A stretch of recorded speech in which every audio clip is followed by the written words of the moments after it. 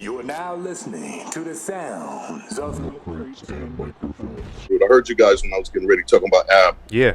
I mean, I don't know if too many people know, but he's like all around. Speaking on Ab, and he's younger than us.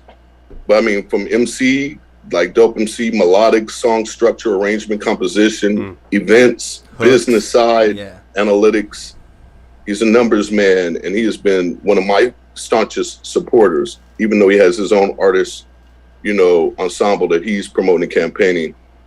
I mean, like on my birthday, whenever I want to throw like a big birthday show, like I always go to Ab, or when we're doing our Project Blow reunion, if it's not J Smooth or AC, it's Ab, and Ab has been like a pillar in our community. I don't know if that's been mentioned enough, in the greater hip hop, underground hip hop.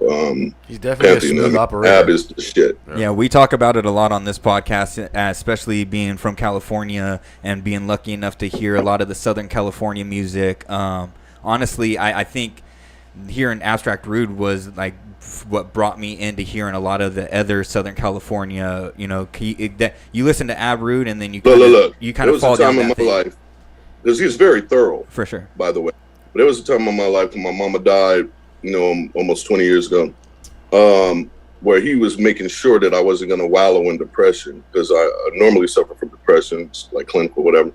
But I remember he was on my head, and that is how the album Gramophone came about, even though it took another good 10 plus years for it to actually materialize. He was a catalyst in that conceptually and everything. And before Haiku d'Etat, even post Haiku d'Etat, we have a project and a pseudo group called AM Radio. Yes. And I don't know if you guys have heard of AM Radio, but we have some jams on that. Yes, sir. We have. Love that duo. And just shout out Keep the Feel, and shout out Move Pieces, and all things Ab, and Mass Men, which includes A-Wall and a variety of DJ Fat Jack, Zulu, Irie.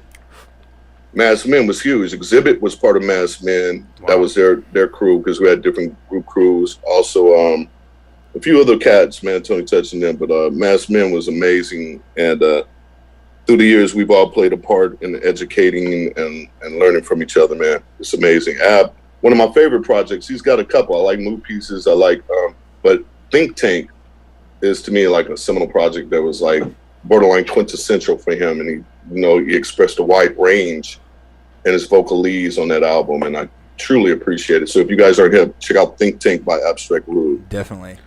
Well, something Paint that's hard too. Oh, Paint was that album. That whole album. Good. Songs like Yep, songs like Enough Fire, and not to mention even the joint that he did with Rhyme Sayers, and I'm on that Media and some other joints. Rejuvenation. He did major tunes, man, major tunes. And whenever we tour, he's always cool to tour with, because he's so pro, right? Like, routing, he might even plan tours for us and pull rabbits out the hat.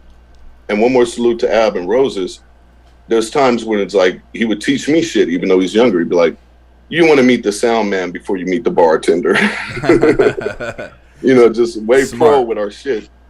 And we've had major shows, tours in Europe, all around and shit. And, he's consummate professional. That's one thing I give Ab.